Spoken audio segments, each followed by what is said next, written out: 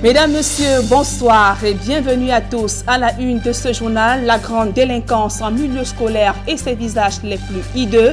Un élève a poignardé à mort son camarade de classe ce vendredi. La scène s'est déroulée au lycée bilingue de Deido, ici à Douala. Les clichés de la consternation après le drame qui ébranle l'établissement scolaire en ouverture de ce journal. Le MRC sera absent lors des prochaines élections régionales au Cameroun pour le parti de Maurice Kamto. La grande urgence est la résolution de la crise anglophone et la réforme du système électoral. Le mouvement pour la renaissance du Cameroun annonce par contre de nouvelles manifestations le 6 avril prochain. Voilà pour le sommaire.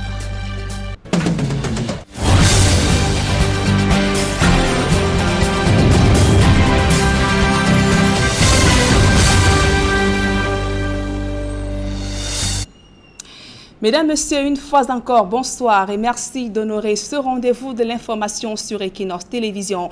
En ouverture de ce journal, ce drame enregistré au lycée bilingue de Deido, un élève reçoit des coups de poignard puis décède quelques heures plus tard aux urgences de l'hôpital du district de Deido. Les faits se sont produits ce jour, quelques minutes seulement avant la remise des bulletins de notes. Sanou Osman, puisqu'il s'agit de lui, élève en classe de seconde, a été agressé par 3 de ses camarades, dont 2 exclus durant le premier trimestre, d'après le censeur de l'établissement scolaire. Le reportage de Farel Bounia, Sylvestre Zangao.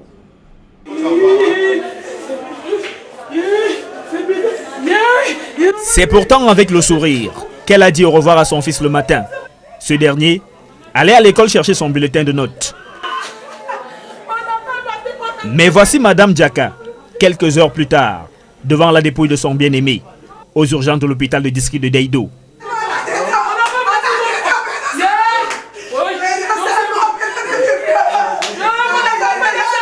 Le jeune Tchanou Osman Blérios, âgé de 18 ans, était élève en classe de seconde C, au lycée bilingue de Deido. Il est bel et bien arrivé à l'école, mais lui-même ne savait pas que ce serait pour la dernière fois de sa vie. Car cette vie, c'est ici qu'il va la perdre à tout jamais. Que lui est-il exactement arrivé?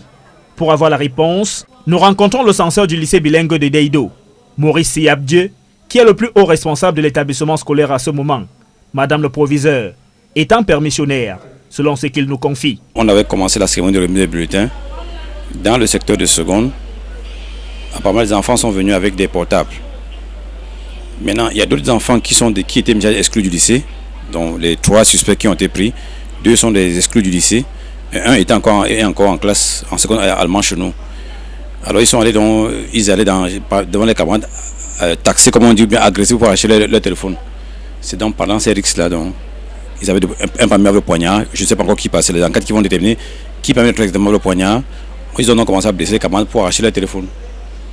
Malheureusement, ils ont mal blessé l'autre qui est passé de vie à trépas. Tchanou Osman Blérios, après avoir reçu ce coup de poignard, est conduit d'urgence à l'hôpital de district de Deido. Le jeune élève, dans un sale état, est reçu par le médecin-chef, le professeur Dominique Noanoa et ses équipes. J'étais dans mon bureau quand j'ai suivi comme une espèce de vacarme impressionnant.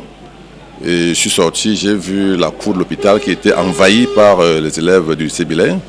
Il a même fallu beaucoup de dextérité pour les vigiles qui étaient au portail pour qu'ils arrivent à bloquer. Parce que pratiquement tout le lycée s'est déversé vers l'hôpital. Et maintenant, quand on regarde, ils transportaient leurs camarades qui étaient pratiquement inanimés. Donc on a essayé de gérer, de les bloquer et de voir ce qui s'est passé. L'examen rapide de l'élève a montré qu'il était dans un état inanimé. Il était pâle, les conjonctives étaient réactives. Il avait une blessure, une plaie ouverte par arme blanche, juste sur le mamelon gauche. Exactement à côté de la pointe du cœur. Voilà.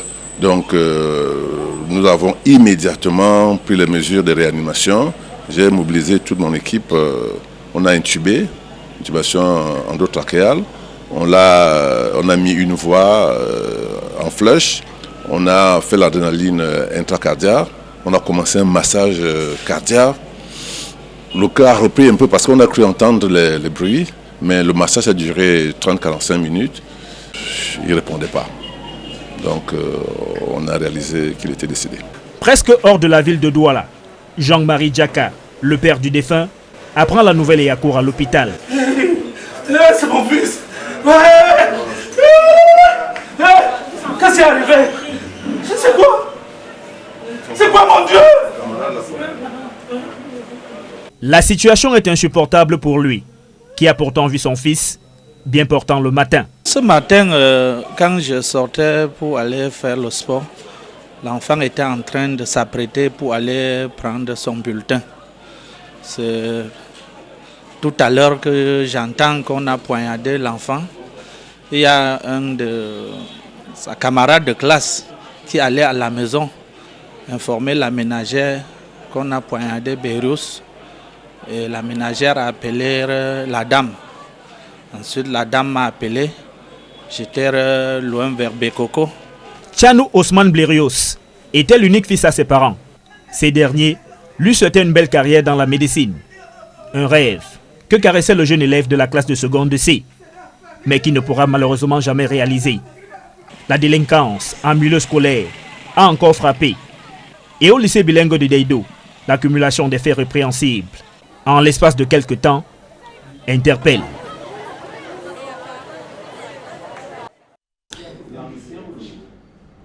Un scandale de plus qui éclabousse le lycée bilingue de Deido. Autre actualité au cœur de ce journal, le MRC annonce le retour de ces manifestations à travers le pays dès le 6 avril prochain.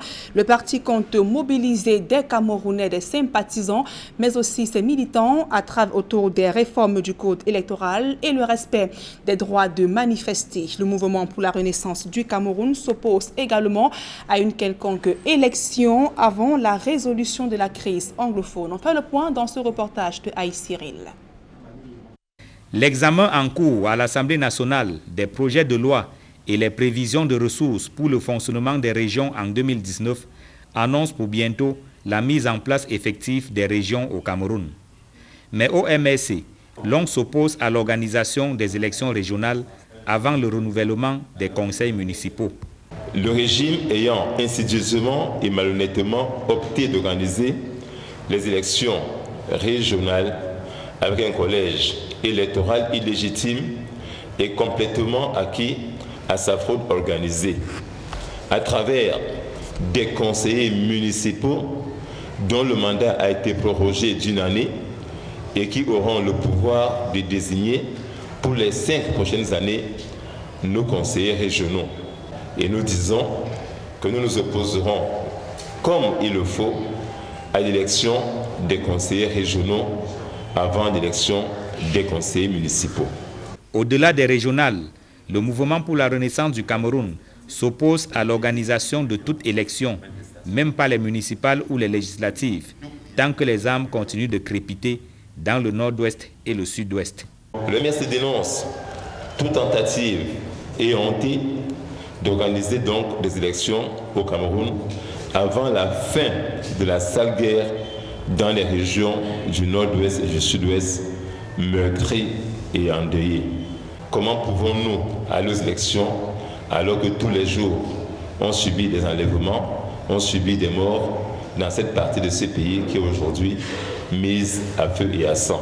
Alors que la situation sociopolitique reste tendue au Cameroun, le MRC dénonce une cabale contre ses militants et sympathisants. Pour le parti, il existe une ou plusieurs listes comportant des noms de militants interdits de sortie du pays. Pourtant, personne d'entre eux n'a été notifié. Je suis dans la liste noire de ce régime. Mon nom est à numéro 1. Mais je n'ai pas peur d'eux. Je leur ai dit, je leur dirai toujours, s'ils veulent qu'ils m'embastillent. Maintenant, est-ce que c'est la seule liste qu'il y a? Je ne saurais vous dire. Parce que j'imagine très bien que si je n'étais pas allé ce jour à la police, je n'aurais pas pu savoir qu'il y a une liste dans laquelle mon nom se trouve. Donc il est possible qu'il y ait d'autres listes comportant d'autres noms, puisqu'on ne notifie pas aux personnes concernées les messages portés leur interdisant de sortir du territoire. Malgré tout, le mouvement pour la renaissance du Cameroun ne baisse pas les bras. Le MRC annonce la reprise des marches blanches dès le 6 avril prochain. Les responsables de base du parti ont reçu instruction de déposer déjà des déclarations de manifestation publique auprès des autorités compétentes. dans les bureaux. Encore un autre rapport qui épingle les forces de défense sur le théâtre de la crise anglophone. Human Rights Watch accuse l'armée camerounaise d'avoir tué des civils, perpétré des actes de violence et incendié des centaines de maisons durant ces 6 derniers mois.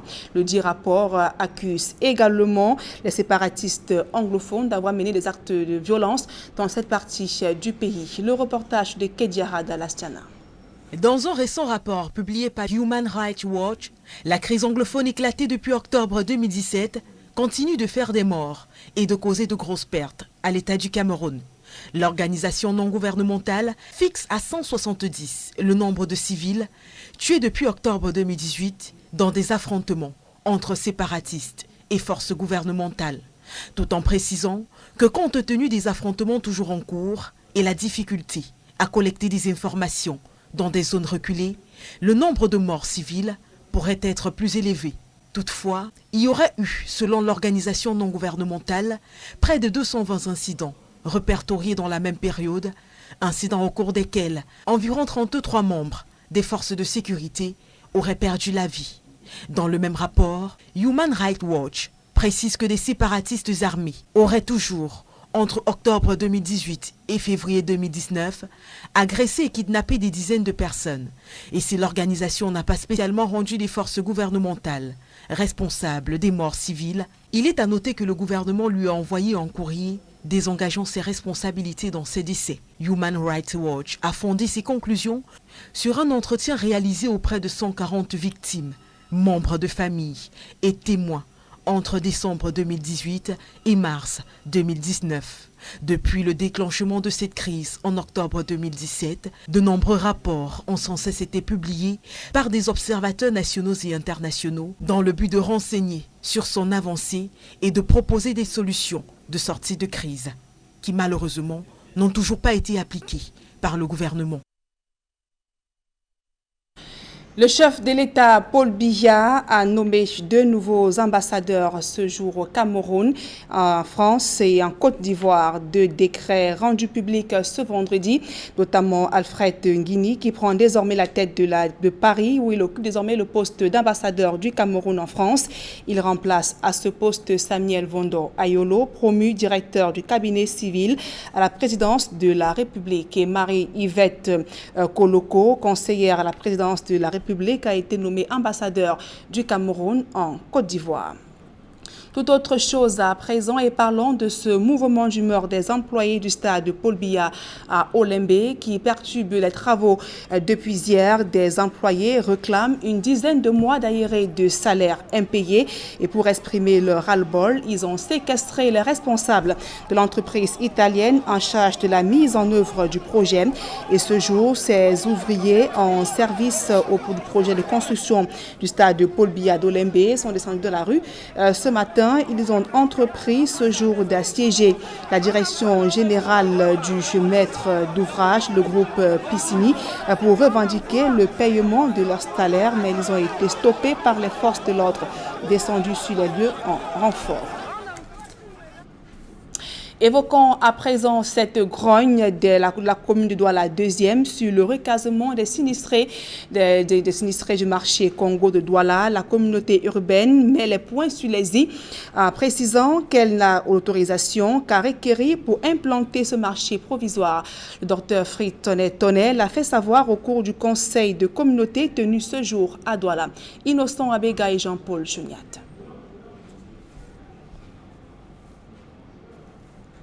Venons donc sur ce reportage d'Innocent Abega et de Jean-Paul Chouniat sur le conseil de communauté tenu ce jour à Douala, donc notamment sur la grogne de la commune de Douala 2e, sur le recasement des commerçants sinistrés du marché Congo de Douala. La communauté urbaine met les points sur les i en précisant qu'elle a d'autorisation à requérir pour implanter ce marché provisoire à Douala. Donc nous y reviendrons certainement avant la fin de ce journal. Les acteurs de la filière riz rassurent quant à la disponibilité de cette denrée de grande consommation durant les 5 prochains mois. Cependant, les importateurs attirent l'attention du gouvernement sur l'urgence d'améliorer la production locale et de réduire l'agression fiscale. Le reportage de Marcelin Gansop. Les consommateurs n'ont pas de souci à se faire. Le riz est disponible en quantité, en qualité et à bon prix, au moins jusqu'au mois de septembre 2019. Mais cette disponibilité du riz ne résout pas le problème de fond, qui demeure l'incapacité de la production locale à satisfaire une demande sans cesse croissante. Partant d'une consommation mensuelle de 47 000 tonnes, avec une production annuelle qui n'atteint pas les 300 000 tonnes, ça signifie simplement qu'on a besoin de 60% de riz importé. Et c'est ce qui justifie le rôle que le groupement des importateurs de riz a à jouer. Il faut donc produire plus pour réduire les importations. Le conseil de cabinet du mois de mars vient de le réitérer pour la énième fois. Mais ça reste dans les discours, puisqu'aucune action concrète n'est engagée pour améliorer la production locale des denrées de grande consommation, dont le riz. La chance que notre pays a, c'est qu'on peut avoir désormais du riz pluvial et irrigué. Et que les opérateurs du groupement des importateurs de riz ont déjà dit de façon publique qu'ils n'attendent que la mise à disposition des terres, c'est-à-dire une facilitation qu'il y aura autour de la production du riz. Parce que c'est un métier, ils veulent bien migrer. Donc vous comprenez que la balle est dans le camp du gouvernement. Il faut qu'on passe de la volonté affichée à la volonté manifeste. C'est-à-dire qu'on implémente des solutions qui sont avancées mais qui restent dans des sacs pendant des années de façon insoupçonnable. Difficile dans ces conditions de maintenir les prix actuels sur une longue durée. Ce d'autant que les importateurs rencontrent beaucoup de difficultés. Nous sommes partis de 0% après les émeutes de la faim en 2008 à 5%. Et c'est pour cela que les opérateurs ont pris la peine de relever que même s'ils sont restés citoyens en maintenant le niveau des prix, il faut bien qu'on sache que des difficultés liées à la rareté des devises que nous connaissons, aux difficultés de transfert et aux transferts extrêmement longs, au relèvement des frais portuaires à près de 250%, sont des éléments qui peuvent justifier à un moment donné la volonté de sortir du niveau des prix où on se trouve. Ainsi, le groupement des importateurs de riz sollicite l'intervention du gouvernement pour la mise en place d'un canal au niveau des banques commerciales et à la BEAC pour une priorisation lors des transferts et à des coûts raisonnables. Il sollicite également l'annulation de l'augmentation des frais dans l'enceinte portuaire et le maintien des délais de franchise à 90 jours. Enfin, une taxation du précompte basée sur les marges dégagées et non plus sur le chiffre d'affaires. Et le président de la Ligue camerounaise des consommateurs appelle à la vigilance de tous et dénonciation de tout cas de surenchère. Dès lors, Magellan Kamgan se réjouit également de ce que la majorité des commerçants respectent les prix homologués, que ce soit celui du riz, du poisson ou encore du sucre. Nous l'écoutons au micro d'Equinox Télévision. Maintenant, nous sommes répartis au marché sans le ministre, hier et aujourd'hui, pour constater que les mesures du ministre ont porté du fruit, ont porté le fruit, et que les prix sont davantage en train d'être respectés. Malheureusement, il y a des postes de résistance. C'est pourquoi nous appelons les consommateurs à manifester leur pouvoir d'achat. Le pouvoir d'achat, c'est quoi? Le pouvoir d'achat, c'est que quand vous cherchez votre argent, le commerçant ne n'est pas là. Et quand vous le dépensez, il est là. Maintenant, en le dépensant, pour les produits dont les prix sont soumis à homologation préalable, il faut que premièrement vous ayez ce prix-là chez vous. Et chaque fois que vous trouverez que ces prix-là ne sont pas respectés, il faut nous contacter pour que nous puissions contacter celui qui est compétent pour fermer le ministère du Commerce.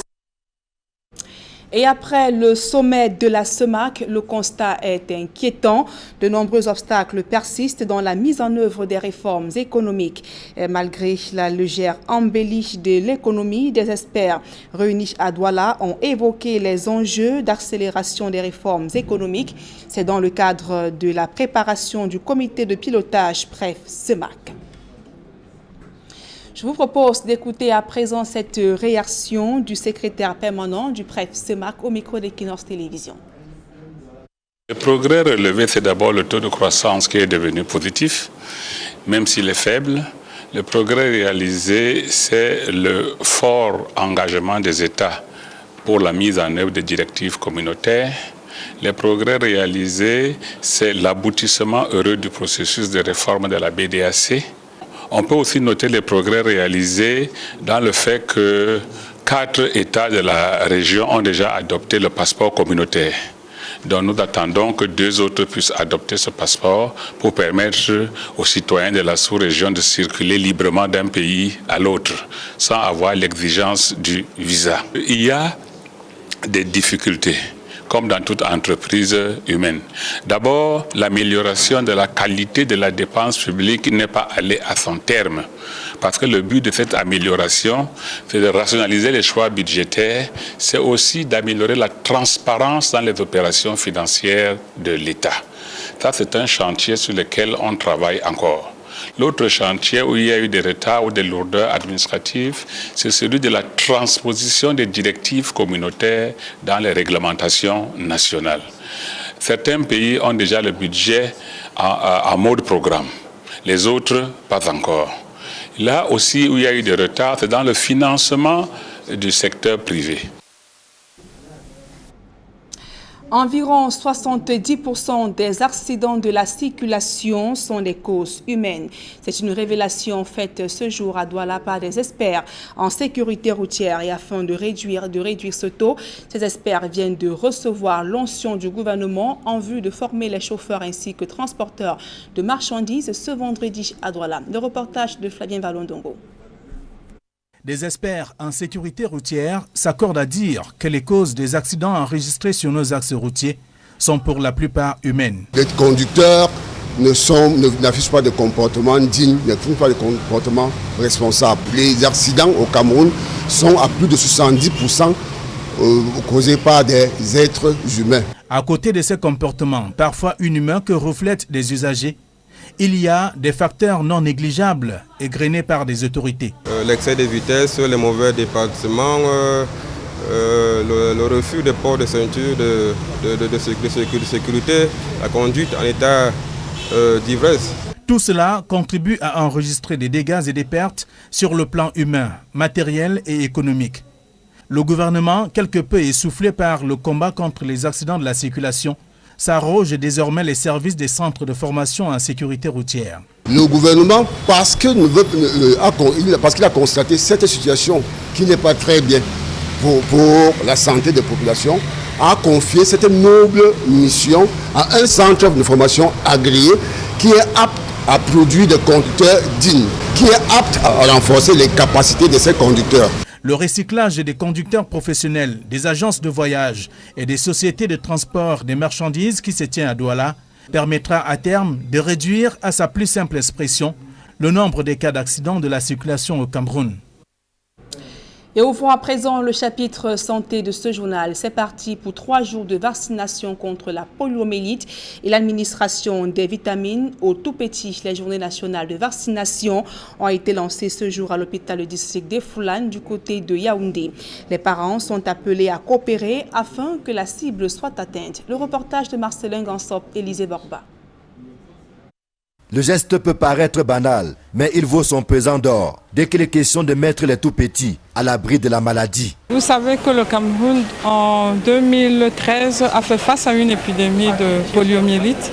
Donc les campagnes se sont succédées et grâce aux efforts du gouvernement et des partenaires, nous avons pu atteindre le stade de pays exempt de polio. Et c'est maintenant que nous avons bouté la polio hors de nos frontières qu'il faut être beaucoup plus vigilant parce que nous sommes entourés de pays qui n'ont pas le même statut que nous, dont la menace reste permanente. Et c'est pourquoi nous continuons les campagnes de vaccination. À l'hôpital de district des Foulanes, dans le 3e arrondissement de Yaoundé, les autorités donnent le coup d'envoi des journées nationales de vaccination contre la polio. C'est un jeu qui vaut la chandelle. Prévenir vaut mieux que guérir. Nous allons administrer la vitamine A et nous allons déparasiter les enfants à partir de 12 mois à 5 ans. Et la vitamine A à ceux qui ont 6 mois et plus. Et la polio, comme je le disais, ceux qui ont 0 à 5 ans. Pendant 3 jours, des équipes de vaccinateurs vont sillonner les quartiers pour accomplir le geste qui sauve. Le travail consiste à vacciner les enfants de 0 à 59 mois.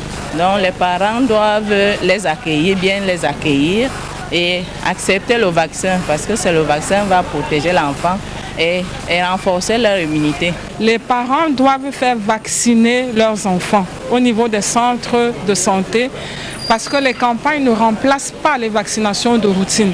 Donc les mamans doivent se rendre dans les formations sanitaires pour respecter le calendrier vaccinal qui a été établi par notre pays.